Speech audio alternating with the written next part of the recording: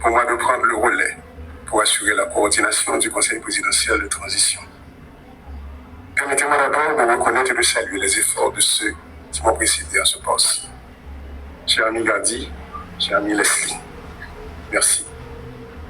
Et je salue également les organisations signataires de l'accord de Mandana qui ont placé leur confiance en moi pour les représenter au sein du Conseil présidentiel de transition. Le chemin est ardu et rempli d'embûches, mais nous nous attelons à la tâche. Cette passation d'aujourd'hui revêt un caractère symbolique, mais combien important, parce qu'elle démontre notre engagement envers l'alternance. Le travail doit se poursuivre. Il s'articule bien entendu autour des axes fondamentaux de la transition. La question sécuritaire, la gouvernance, le redressement économique et les élections. Il y a urgence, car les populations de l'Ouest et de l'Artibonite, pour ne citer que celle-là, requièrent des interventions concrètes et rapides de l'État pour se remettre des méfaits de la violence exercée sur elles. Nous tenons à saluer leur courage. La violence est instrumentée par des trafiquants de tout acabit, drogue, organes et personnes, armes et munitions, sans oublier les entrepreneurs politiques et certains éléments du secteur des affaires. L'insécurité a créé des besoins additionnels et exerce une pression sur les ressources déjà insuffisantes que l'État devrait canaliser, par exemple, vers la santé, l'éducation, l'épanouissement des jeunes. Peuple haïtien, ça fait plus passer 20 années depuis ma palais sous effondrement système économique qui arrivait à créer tellement misère et inégalité sociale dans le pays panois. Et en 2016, les mêmes sorties dans le Parlement ont été annoncées combat sous gros défis, problèmes économiques et inégalité sociale. Mais t'as sonné l'ambi pour ça pas arriver dans le chaos cannibale, ça n'a vivre jeudi. Côté, certains monde qui dans le secteur économique et politique, ils mettent des armes dans les jeunesse pays, puis au fait, ça ils connaissent, pour détruire la vie et bien, pour cet accès et traîner nous dans la honte ça que la vie jeudi. Jeudi, quand bomber ça arrive là, on kidnappé, femmes violées, en pile monde perdit la vie avec bien, en pile monde courir quitter le pays, puis aller prendre refuge dans notre pays.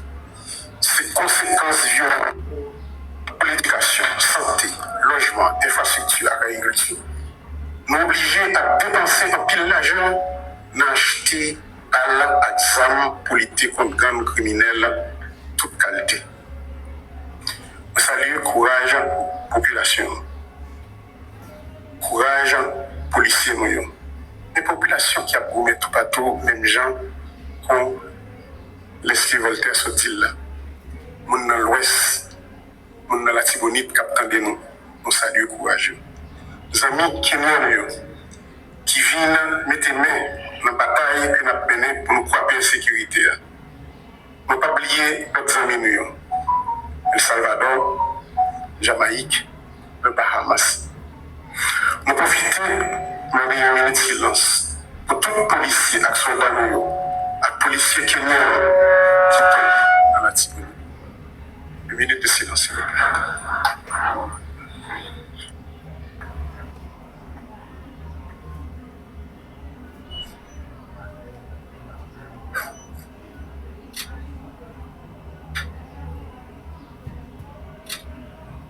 Merci beaucoup.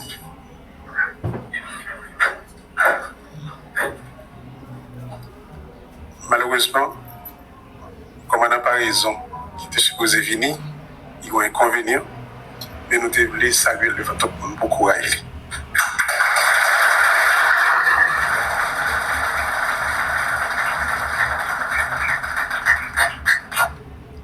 Notre pays est en guerre aujourd'hui.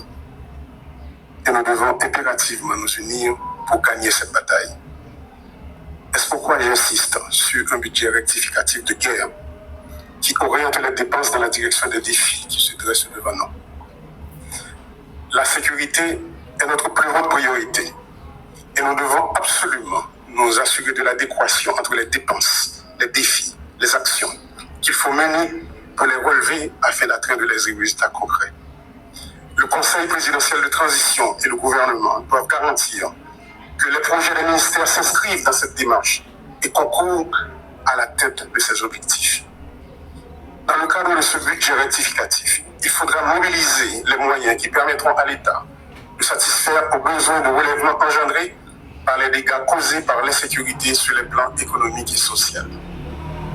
Le Comité national de sécurité mis en place devra guider et orienter les forces de l'ordre et aura la charge de s'assurer avec elles de la pertinence du plan stratégique de sécurité. Parallèlement, il y a lieu de veiller à l'opérationnalisation, au renforcement et à l'harmonisation des services de renseignement à travers l'activation du décret portant création de l'Agence nationale d'intelligence.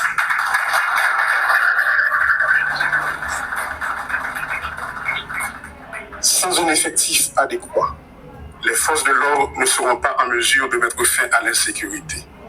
Fort de ce constat, cette année même, plus de 3000 recrues seront formées pour combler le déficit en nombre de troupes sur le terrain, au niveau de la police et au niveau des forces armées d'Haïti.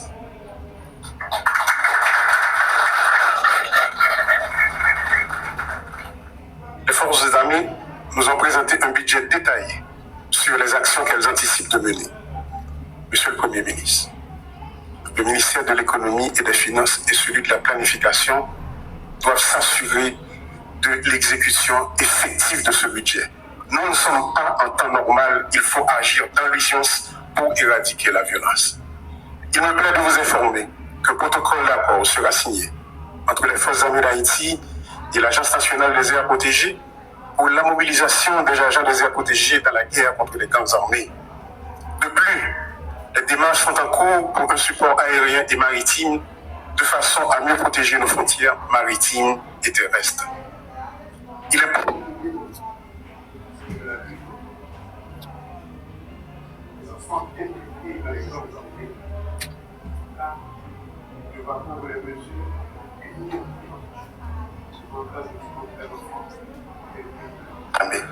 de plus, il faut renforcer la Commission nationale de désarmement, de démantèlement et de réinsertion, comme d'ailleurs le souhaite le Premier ministre Alexis Tshisekedi.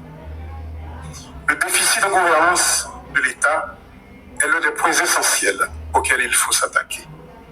Il produit un effet néfaste sur la crédibilité de l'État auprès de la population, dans la mesure où il ne coïncide point avec l'établissement d'un terrain de jeu égal pour tous dans un contexte de capture de l'État par certains groupes.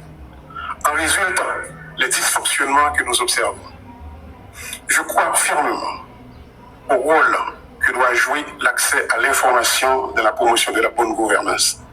Des mesures concrètes seront initiées pour la mise en place d'un système d'information ouvert au public sur les actions des différentes institutions de l'administration publique. L'appui aux institutions de surveillance, ULCC, CSCCA, CNMP, entre autres, sera maintenu. Par ailleurs, on a annoncé à la population que gagner des téléphones au centre d'appel que Konatel va le mettre sous pied. Côté que va gagner un téléphone dédié pour la DGI, un pour l'immigration et l'autre pour la douane.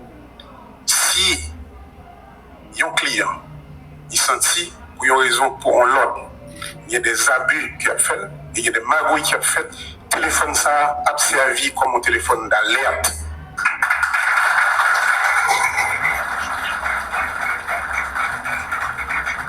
Sur le plan économique, l'objectif consiste à poser les jalons en vue de casser le rythme de décroissance des 6 dernières années. Pour cela, il faut soutenir la production nationale et stimuler tant la consommation que l'investissement en favorisant une approche régionale. La poursuite de pareils objectifs suppose d'abord la mobilisation des ressources domestiques Celle-ci consiste un gage de notre engagement réel pour la renaissance de notre pays et serviront à amorcer la croissance. Par exemple, à travers des efforts de réhabilitation et de reconstruction. La violence a forcé bon nombre de nos citoyens à abandonner leur logement et à délaisser leurs activités productrices de recettes. Dans ce contexte, sur le plan humanitaire, plusieurs actions urgentes s'imposent. Parmi elles figurent le relogement des personnes déplacées internes, la constitution de structures d'accueil pour les déportés, le support nutritionnel d'urgence aux personnes en situation d'insécurité alimentaire, la compréhension sociale des jeunes, notamment de violences sexuelles. Notre objectif majeur demeure le retour à l'ordre constitutionnel. Aussi, conformément aux accords convenus et aux engagements pris, nous devons prendre des mesures concrètes pour préparer le rendez-vous du 7 février 2026. Sur les élections, par exemple, il faudra continuer à alimenter le fonds dédié à la tenue des élections et au CEP, financer les activités du comité de pilotage de la conférence nationale, œuvrer à la mise en place d'un vaste programme d'identification des Haïtiens. Il reste entendu que la concertation avec la société civile et la diaspora doit également se poursuivre. Et nous ne manquerons pas non plus de faire appel à nos amis de la communauté internationale pour un appui au processus électoral. Je dis, il y a des amis de la diaspora qui sont avec nous. Merci de l'amitié de votre présence, chers amis. Chers concitoyens, ma passion population que nous sentons douleur, souffrance, désespoir monde qui perd du famille, caille, travail, famille qui subit viol. Nous avons gommé pour mettre fin dans ça et pour nous accompagner. Nous baisser bien bas, nous saluer et honorer résistance héroïque, monde qui empêche le pays à effondrer. Producteurs paysans, Madame Sarah, artisans, chefs d'entreprise honnêtes, fonctionnaires d'État, policiers et militaires honnêtes, organisations sous quartier. À profiter pour inviter tout le monde pour nous entrer dans la bataille contre la sécurité. Il n'y a plus de place pour les divisions. Il faut s'unir pour gagner la lutte contre la sécurité. Au nom du Conseil présidentiel de transition, je renouvelle mon engagement pour établir la paix. Nous devons redonner l'espoir et jeter les bases d'un avenir de stabilité, d'équité et de prospérité partagée pour tous les fils et toutes les filles d'Haïti. Merci beaucoup.